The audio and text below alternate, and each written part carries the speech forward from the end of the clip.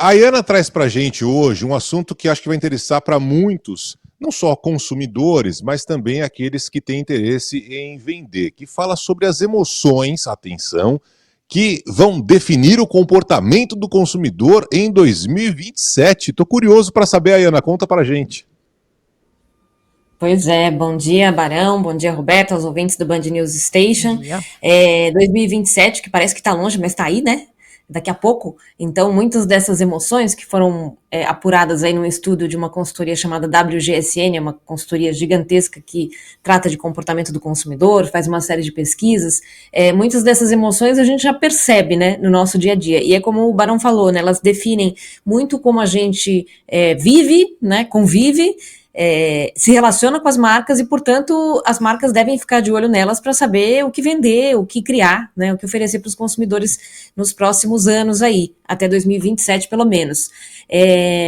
E aí, esse estudo, na verdade, da WGSN, que tem um título que é Consumidor do Futuro 2027, Emoções, justamente, identifica 6 emoções centrais, na verdade, só que 3 delas são as essenciais aí que eles listaram e as que eu vou comentar aqui. Uma delas eles classificam, sempre criam-se nomes, né, conceitos, enfim, nesses estudos. Eles chamam de alegria estratégica, que tem a ver com brincar com um propósito.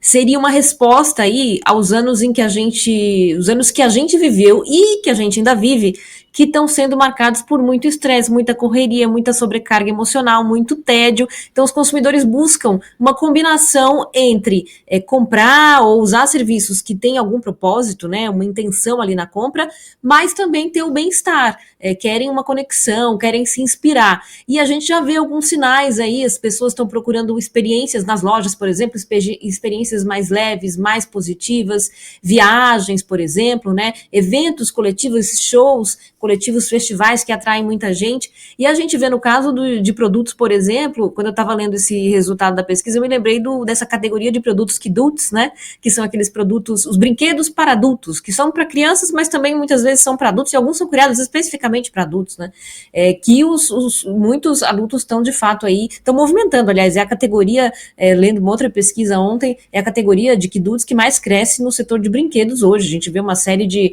boneco de ação, colecionável, né, livro para colorir, que são para crianças, mas muitos adultos também estão entrando nessa para relaxar, enfim, é uma tendência forte aí.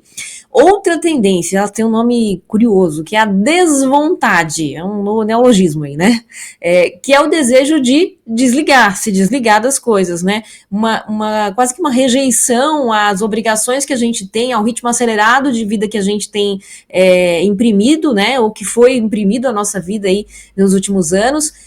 Então o desejo de menos tarefas, de ter mais tempo, de ter relações mais significativas e também de um autocuidado, pessoas que estão se desligando da tecnologia muitas vezes, deixando ali, por exemplo, notificações de lojas ou até de WhatsApp, né, de aplicativos não muito presentes aí no dia a dia, não quer ser importunada a todo momento, importunada é um jeito de falar, né, mas não quer ser impactada a todo momento por mensagens, quer se desligar um pouco disso. E a terceira, que que eles chamam de otimismo cético, quer dizer, é um fascínio, tem um otimismo com relação às novas tecnologias, e aqui no Brasil a gente sabe muito isso, né, a gente é muito early adopter, que a gente fala, adota rapidamente novas tecnologias, muita empolgação, por exemplo, com relação à inteligência artificial, as possibilidades que ela traz, e a gente está aderindo a isso, as empresas também, só que ao mesmo tempo um certo medo, uma cautela com relação às consequências dessas tecnologias. Consumidores que estão mais exigentes com relação à transparência, à ética das empresas, até o impacto social que essas inovações podem ter. Quando a gente fala de inteligência artificial, a gente fala muito sobre a questão do emprego, por exemplo, né? Então, para as marcas, o recado é mostrar que são responsáveis, que querem ajudar o consumidor a interpretar esse mundo, a usar essas ferramentas de forma melhor, porque isso muda muito rapidamente, né? Então esse consumidor precisa desse apoio, mas sabendo que eles vão ter sempre esse pé atrás, essa cautela aí. E aí fica a pergunta, né? Vocês já sentem essas questões, essa vontade de desligar, essa vontade às vezes de ter uma experiência que quase é um brincar ou espairecer, né? No seu dia a dia, no seu consumo de produtos e serviços? Eu confesso que já estou um pouco nessa. Eu também, Ayana, já. E a gente tem falado muito, né, sobre essas tendências também, aqui sempre nas suas entradas, nas suas colunas, esses brinquedos para os adultos fazendo cada vez mais sucesso, os brinquedos retrô, voltando, né, coisas que já existiam há um tempão, nessa tendência mesmo das brincadeiras.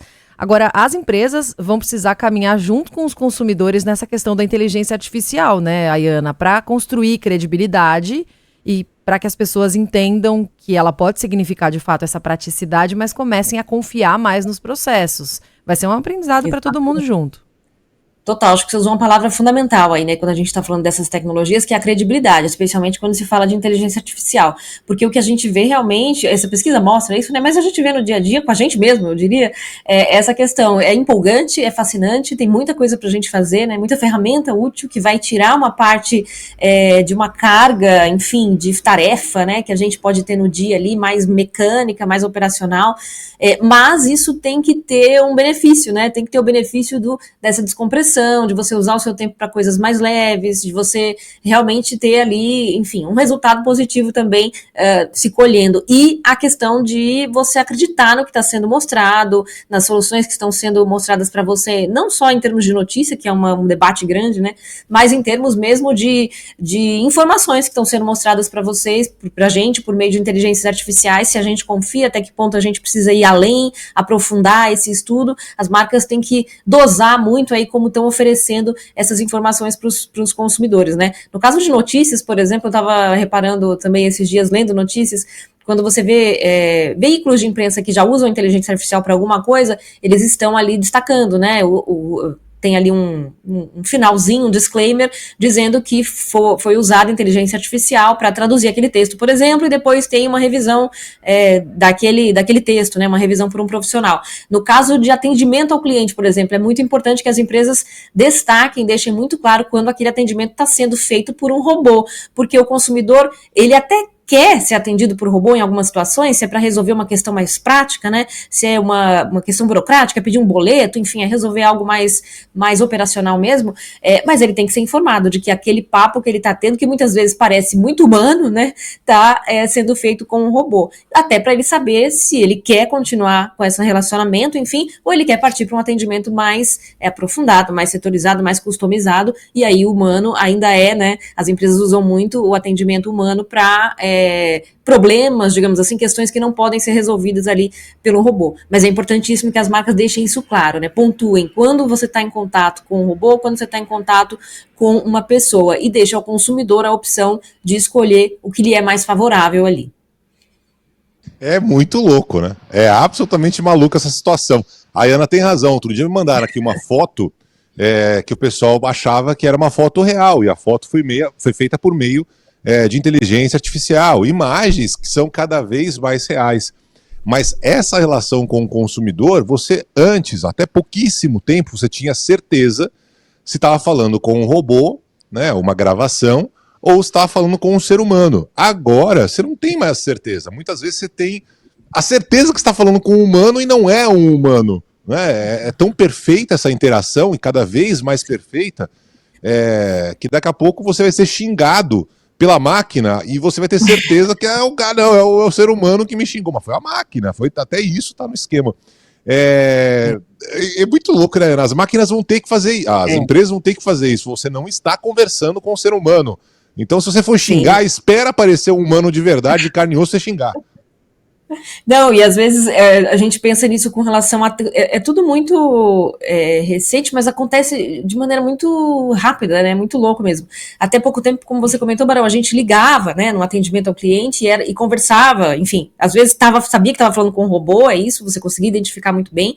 Depois a gente foi para uma fase em que você usa o chatbot, por exemplo, de um site, você está lá tentando fazer uma conversa, né, solucionar um problema online, e aí você tem uma conversa que você vê que é até informal, coloquial, usa palavras, sabe quem você é, né? Mas você identifica um pouco que é o robô. Agora, isso já vai para voz também, né? E muitas vezes você, claro, ainda hoje a gente pode achar que a voz é um pouco mais robotizada, é um pouco padronizada, mas o limite disso daqui a pouco é ultrapassado, né? Vai ficar cada vez mais natural. A inteligência artificial tem esse poder, de fato. Acho que a gente tem muito que descobrir e se adaptar como conviver com ela, de fato. Eu acho bem maluco também. Acho que no caso de atendimento, por exemplo, de fato, há coisas que eu prefiro resolver com um robô, com uma máquina, enfim, se for algo rápido, né, que seja de rápida resolução, um documento, como eu falei, para enviar, mas tem coisas que eu quero um atendimento realmente personalizado, e aí a empresa também tem que saber dosar, né, a que momento passa para o humano, enfim, para a gente poder ter o atendimento que a gente precisa e merece como consumidor de produtos e serviços. Mas é muito louco mesmo, eu acho que principalmente essa velocidade com que tudo está mudando, assim. E rapidinho, Ayana, como que as empresas vão lidar com essa tendência de emoção de desvontade, né? Esse desejo de desligar, que você estava comentando, ter menos tarefas no dia, mais tempo, relações mais profundas, que vai, né, vai contra o consumismo e tudo mais. Mais ou menos, ao mesmo tempo, eu acho que muitas marcas têm já marcas mais visionárias, né, que tem muito já estão de olho nessas tendências aí no dia a dia, têm apostado muito nessa questão, por exemplo, quando a gente fala de loja física de experiências, né, se fala muito essa palavra, virou até meio pejorativa quando a gente fala de loja física, mas é isso, né, oferecer para o consumidor um momento de descontração, um passeio, né, mais do que um momento de consumo. Claro que no fim ela quer lucro, quer vender, né, mas oferecer também para o consumidor momentos ali, fazer ele ir na loja por outros motivos, que não seja só para consumir. Muitas vezes ele vai consumir, inclusive, pela internet, enfim, vai achar mais fácil, né? Então, criar esses espaços, muitas marcas têm feito isso, de criar esses espaços para, por exemplo, testar produtos, por exemplo, brincar, né? Viver experiências na loja com aqueles produtos ali. Eu acho que essa é uma saída bem importante e acho que esse acolhimento também que a marca dá, né? Esse reconhecimento, saber até o limite daquele cliente, até onde ir com ele em termos de comunicação, de marketing mesmo, de push nas redes sociais, né, de acesso no WhatsApp, entendendo um pouco esse comportamento do cliente, que vai ajudar as marcas a, enfim, tratá-lo da forma como ele quer e caminhar nesse ritmo aí de descompressão, que acho que é o que ele busca muito, né. É muito sinal do que a gente viveu, acho que da pandemia, e que foi acentuado da pandemia para cá, e isso vai se refletindo aí, esse estudo fala de 2027, mas a gente já vê isso se refletindo aí no dia a dia nosso, com certeza. Muito bem, a Ayana Freitas, que não é uma inteligência artificial, é uma inteligência humana, volta na próxima segunda-feira conversando com a gente nesse mesmo horário. Grande beijo, ótima semana, Ayana.